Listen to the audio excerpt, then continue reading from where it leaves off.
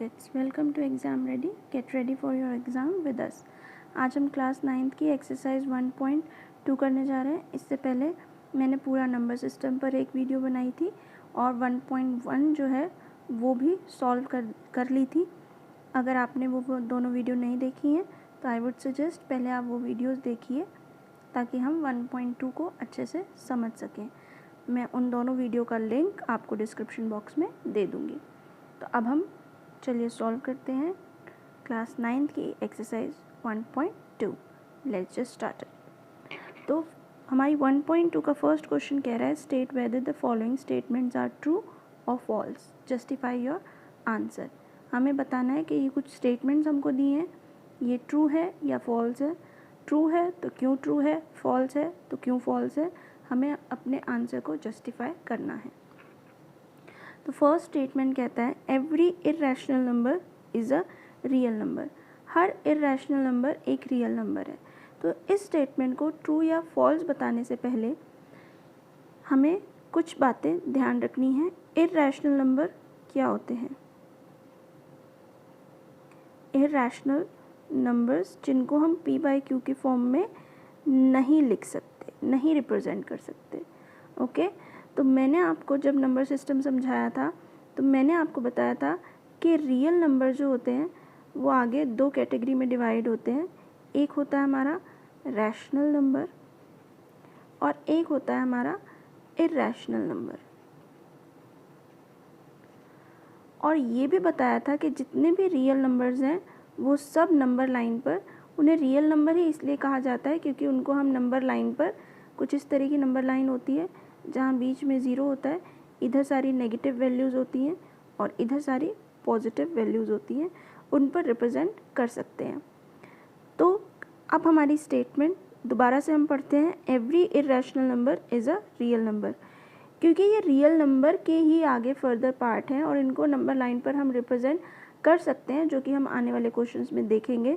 तो yes of course हर जो rational number हो, इर्रेशनल नंबर होगा, वेदर रैशनल नंबर हो या इर्रेशनल नंबर हो, उसको हम किस में काउंट करते हैं? रियल नंबर में. देयरफॉर इसका आंसर क्या हो जाएगा? ट्रू हो जाएगा. आई होप ये चीज़ समझ आ गई होगी. नेक्स्ट स्टेटमेंट पढ़ते हैं हम. Every point on the number line of the form root m where m is the natural number. हर जो पॉइंट है हमारा नंबर लाइन पर वो रूट m की फॉर्म में होता है जहाँ पर m जो है कोई भी नेचुरल नंबर है. तो यहाँ पर रूट m को हमें समझना पड़ेगा क्योंकि वो कह रहा है m जो है वो एक नेचुरल नंबर है. तो क्या मैं किसी नेगेटिव, जैसे मान लीजिए सपोज मैंने -7 लिया, तो क्या मैं इसको, क्योंकि m क्या कह रहा है वो एक नेचुरल नंबर है, तो 7 तो नेचुरल नंबर हो गया, बट नेगेटिव अगर मैं इसके आगे लगा दूँ तो क्या ये इसको मैं नंबर लाइन पर रिप्रेजेंट कर सकती हूँ? नहीं, क्योंकि फिर ये क्या बन जाएगा? एक कॉम्प्लेक्स नंबर बन जाएगा. क्योंकि रूट -1 की वैल्यू क्या हो जाती है? That is iota which is a complex number. ठीक है, तो इसको तो मैं नंबर लाइन पर रिप्रेजेंट नहीं कर सकती. अगर मैं लूँ रूट जो है, सपोज़ मैंने 4 लिया, तो 4 का रूट जो होता है हमें पता है बहुत अच्छे से 2 होता है. तो रूट m की वैल्यू क्या आई? 2. तो हमेशा तो रूट m की फॉर्म में नहीं होगा. Every point on the number line is of the form root m. तो हर पॉइंट जो है वो रूट m की फॉर्म में नहीं होगा क्योंकि रूट m को सॉल्व करने पर हमारे पास 2 जो आ रहा है वो एक नेचुरल नंबर है. लेकिन हमेशा हम इसको रूट 4 की फॉर्म में नहीं लिख सकते. तो इसका आंसर जो होगा वो फॉल्स होगा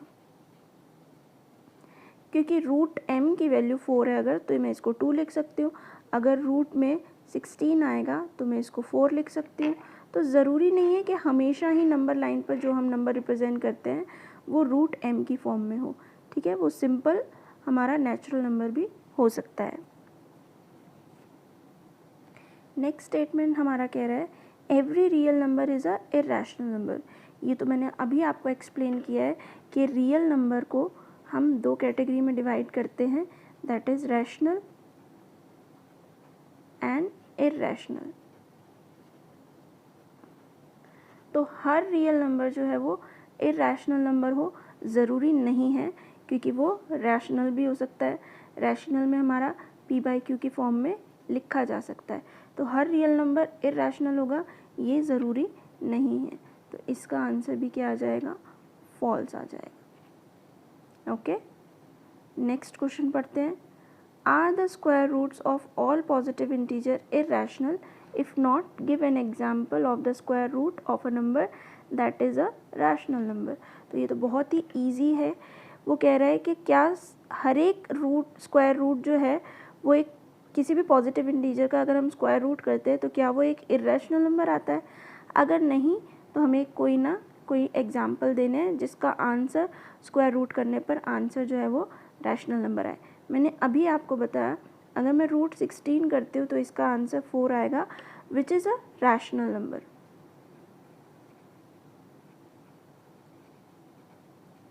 अगर मैं रूट 25 करती हूँ तो भी इसका आंसर क्या आएगा, 5, which is again a rational number.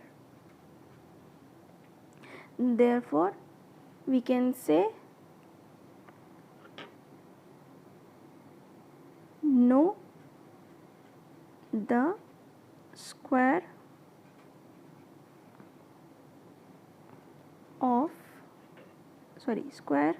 root of all positive integers are not irrational.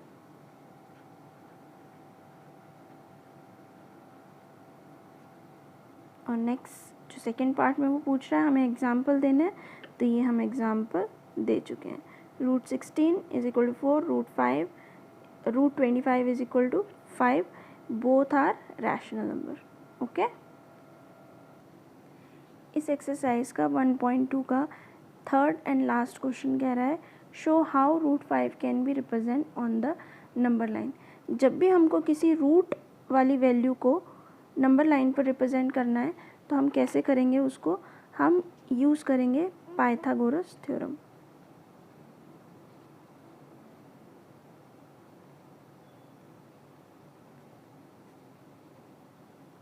हमारी पाइथागोरस थ्योरम क्या कहती है, hypotenuse square is equal to perpendicular square plus base square. और अगर हाइपोटेनस की वैल्यू निकालनी है तो ये आ जाएगा हमारा परपेंडिकुलर स्क्वायर अंडर रूट में प्लस बेस स्क्वायर। तो यहाँ पर हमें रूट 5 को रिप्रेजेंट करना है कुछ इस फॉर्म में। तो रूट 5 को अगर मैं लिखना चाहूँ तो क्या मैं इसको इस तरह से लिख सकती हूँ, 2 का स्क्वायर प्लस 1 का स्क्वायर, क्योंकि अगर मैं 2 का स्क्वायर करूँगी तो क्या आएगा मेरे पास 4, और 1 का स्क्वायर करूँगी तब क्या आएगा 1। अगर मैं इन दोनों को ऐड करती हूँ तो मेरे पास वैल्यू क्या आएगी, रूट 5। ओके, तो अब हमें इस रूट 5 को नंबर लाइन पर रिप्रेजेंट करना है। तो ये हमारा क्या कहलाएगा, जो हमने ये वैल्यू ली है 2, ये नहीं, ये वाली वैल्यू, ये हमारी होगी बेस, ये वाली वैल्यू होगी हमारी परपेंडिकुलर।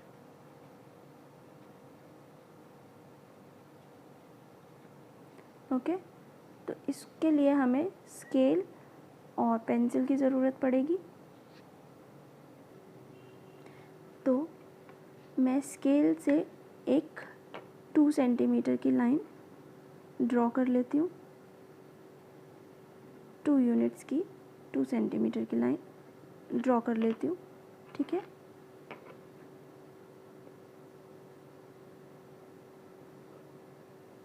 थोड़ा सा इसको हम बड़ा ही ड्रॉ कर लेते हैं। हमें यहाँ तक पता है कि ये 2 है, ये 3 है और ये 4 है। तो मैं यहाँ पर नंबरिंग दे देती हूँ 0, 1, 2, 3 एंड 4। ओके, तो अब हमें यहाँ पर 2 पर रखना है और 1 सेंटीमीटर की लाइन ड्रॉ करनी है, क्योंकि हमारा परपेंडिकुलर कितना है 1। तो यहाँ पर रखा मैंने और 1 सेंटीमीटर ड्रॉ कर लिया।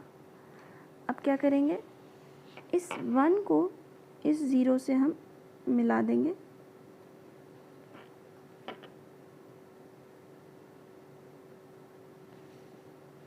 अब हम कंपास को यहाँ पर रखेंगे, कंपास के पॉइंट को, और जो हमने यहाँ तक ड्रॉ किया है, यहाँ तक जो लाइन है इस वाले पॉइंट तक, इसको पहले मैं नंबरिंग दे देती हूँ, ठीक है। ये मैंने पॉइंट ले लिया A, ये मैंने पॉइंट ले लिया B, और ये पॉइंट ले लिया मैंने C। तो मुझे A पर रखना है कंपास का पॉइंट, और पेंसिल को कहाँ तक लेकर जाना है, C पॉइंट तक, यहाँ तक। अब यहाँ पर कंपास को यहीं पर रखते हुए मुझे एक आर्क ड्रॉ करनी है, कुछ इस तरह से।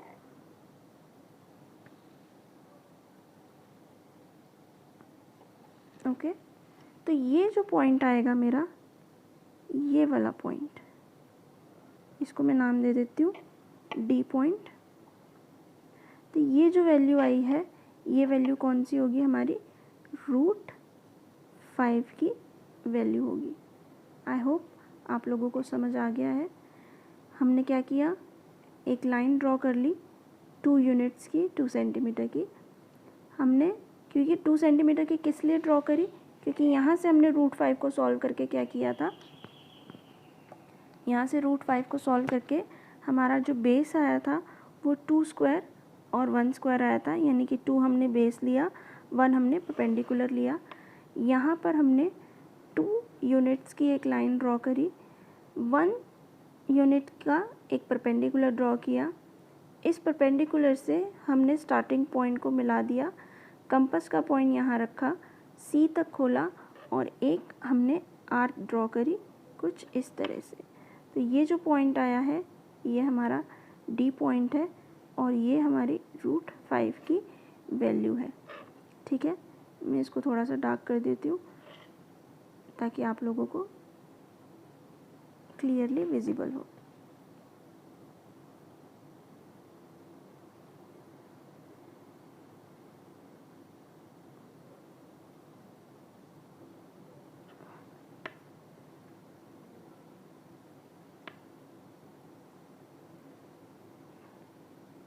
ओके, आई होप आप लोगों को ये समझ आ गया होगा किस तरह से ड्रॉ करना है।